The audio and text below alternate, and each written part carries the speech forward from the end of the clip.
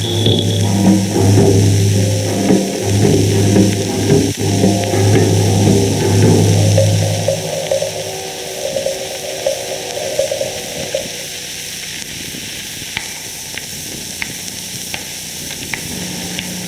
visit to a museum gives us the rare opportunity to learn about the life of prehistoric man more than 25,000 years ago. Parts of the story have come from the graves of these early men.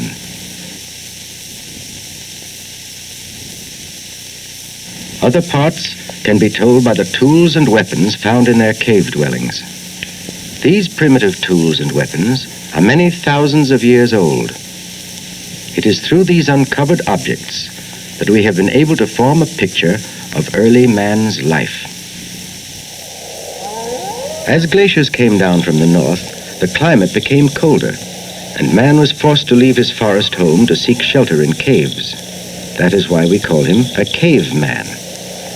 The objects which this ancestor of man, the Neanderthal, has left give us clues about his life in the old Stone Age.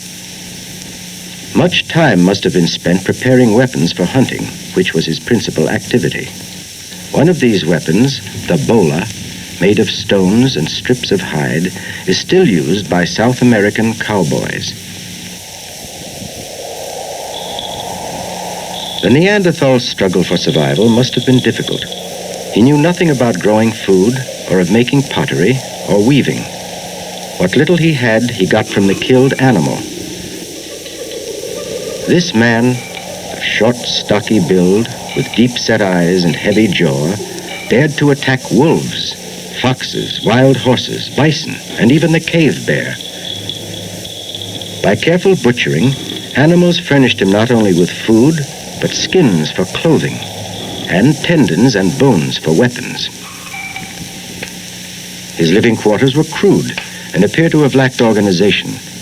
Bones left over from past meals littered the floor of the cave.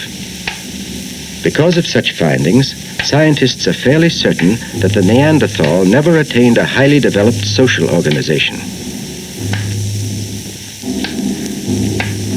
His cave home was also his workshop for tool making, and he already practiced the art of stoneworking with some skill.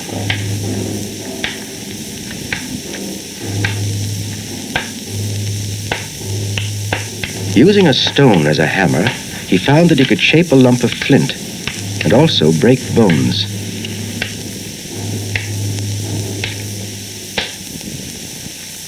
By chipping pieces of flint, he obtained the hard tools which he needed for cutting, the scrapers, knives, and spearheads which he probably attached to the ends of long sticks to kill his prey.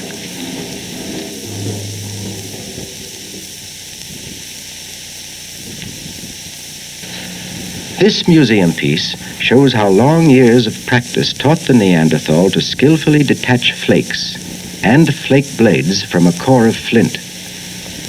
In this way, he was able to obtain many tools out of just one selected piece of flint, such as this one.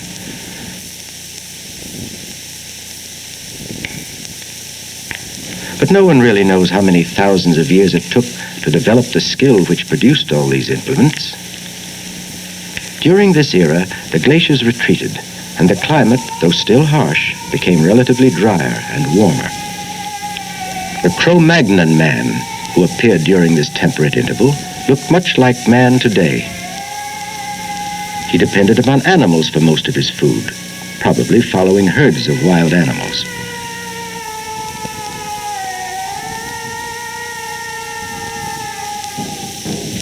Like his ancestors, he lived and hunted in groups.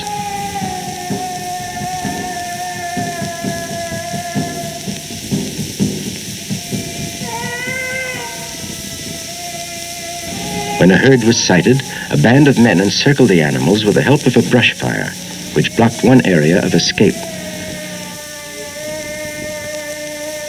Then they tried to turn the herd toward a natural barrier, where the animals would be trapped and within reach of their spears. With the scouting completed, beaters with torches began to drive the game out into the open. As the animals approached, the hunter prepared to throw his spear. He did this with the help of a throwing device similar to those which are still being used by Eskimos and Australian Aborigines.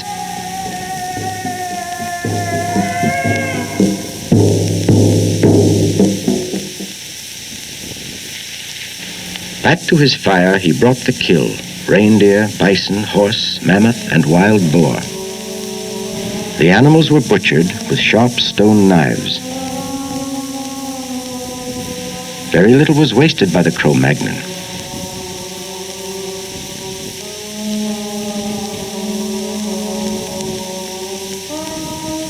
Besides the meat, the skin, tendons, bones, and even the antlers were used.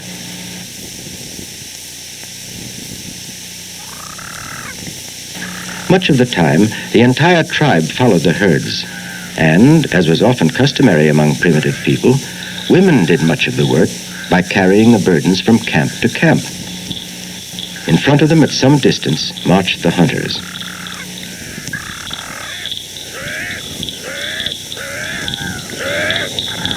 As he wandered, always in search of food, the Cromagnon supplemented his diet with food from the rivers. Women gathered a variety of animals and plant life out of the shallow water near the river's edge. They placed the food in sacks made from animal hides.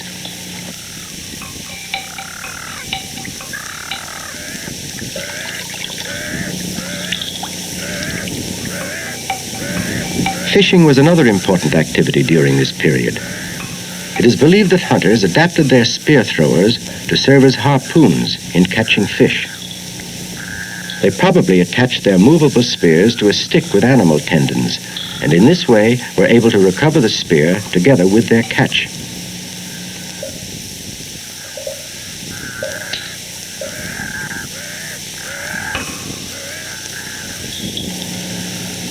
The name Cromagnon comes from the Cromagnon cave in the Dordogne region of southwestern France, where the first evidence of this race was discovered. The Cro-Magnon's home in these limestone caves along the river banks, although still crude, appear to have been well organized.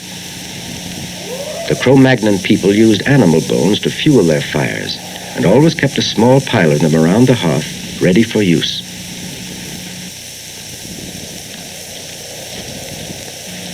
Close to the entrance, where there was sunlight, women prepared the animal skins to be used for clothing. They learned to stitch by using sinews of tendon as thread, and a pointed bone for punching holes into the hide. But before the skins were stitched together, they were softened and treated with the help of flint scrapers.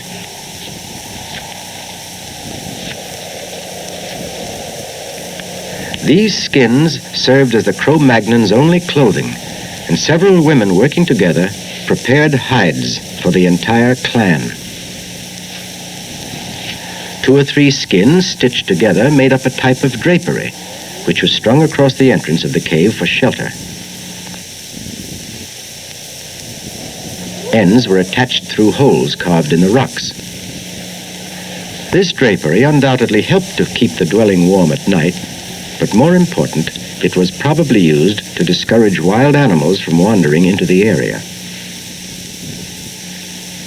Cro-Magnon hunters spent the daylight hours searching for food, sometimes returning to the protection of their homes with game, sometimes empty-handed.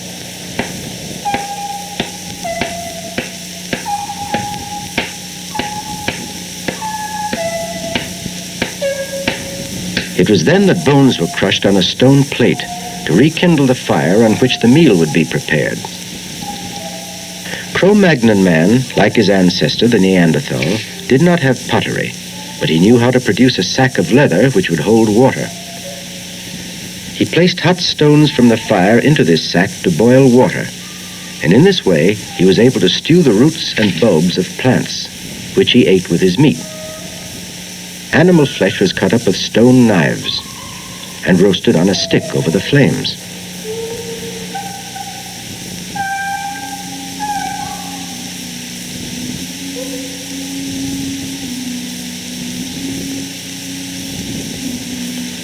As darkness fell upon the cave, lamps carved out of stone and fueled with animal grease were lighted with fire from the hearth.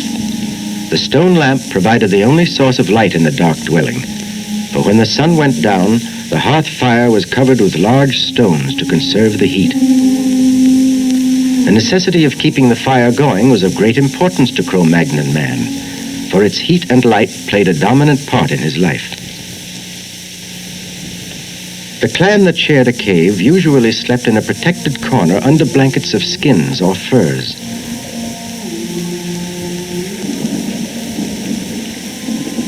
Their beds for the night consisted of dried grass spread over the stones of the cave floor.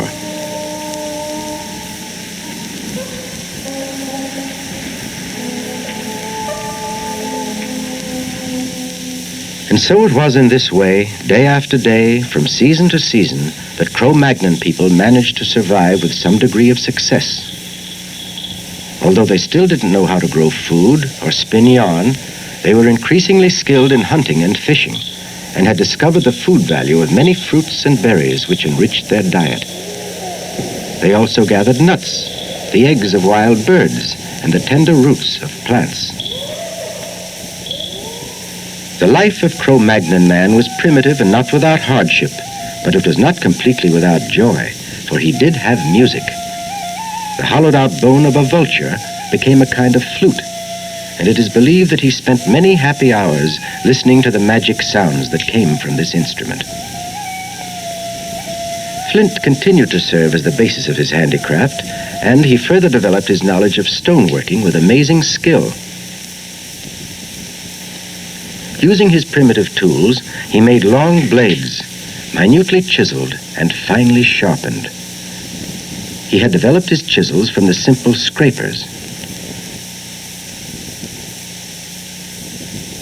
With these chisels, he was able to whittle the bones and especially the antlers of reindeer. Archaeologists uncovered many finely chiseled handles made from antlers and numerous arrowheads and spears. Cromagnon man evidently had many kinds of tools and weapons. The shape of the stone often indicated its use. A hammer, scraper, spearhead, cleaver, chisel, axe, or pick.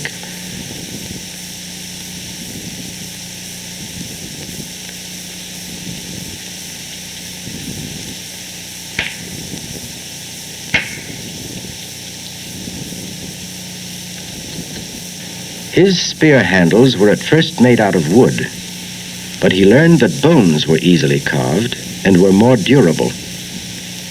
By using fire, he found that he could shape the bones to better serve as spear handles. Scientific expeditions have uncovered many kinds of prehistoric objects: needles, spear throwers, harpoons, and even statues. The Cromagnon also began to shape the human figure in bone.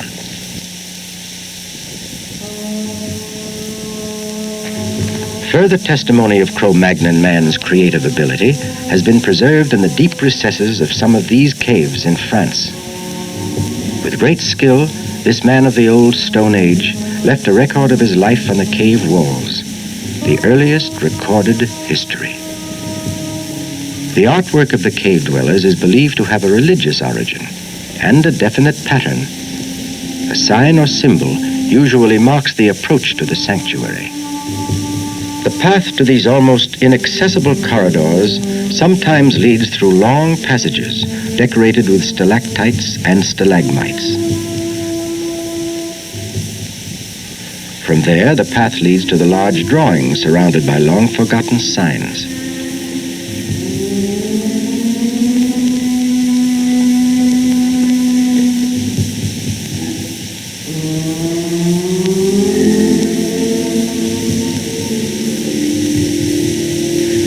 Occasionally, figures are superimposed one over the other: a lion, a horse, and a deer. New drawings were apparently added as time went on. Cave artists of that time first discovered that manganese made black marks on the walls. Then it is thought that they discovered iron ores, which added color to their drawings. In this way, they expressed themselves and perhaps even communicated with each other.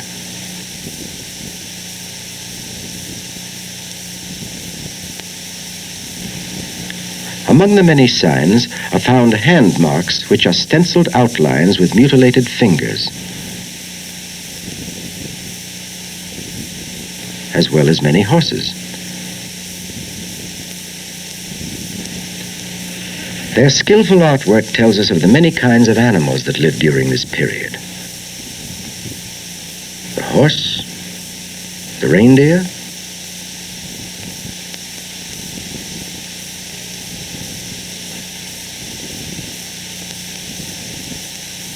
there were also wild cattle and bison.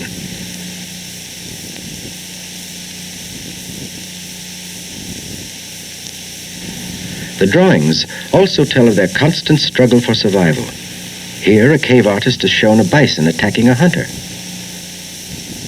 Through these drawings, and by the skeletons and the tools and weapons that we see today in museums, archaeologists have been able to piece together the story of the Neanderthal and Cromagnon man and their way of life.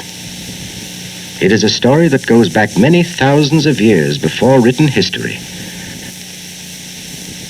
But even though it has been some 10,000 years since the Cromagnon man disappeared from Europe, he is still important today, for it was his primitive discoveries, his amazing artwork, his skill and knowledge that form a link between the beginnings of man and the world of today.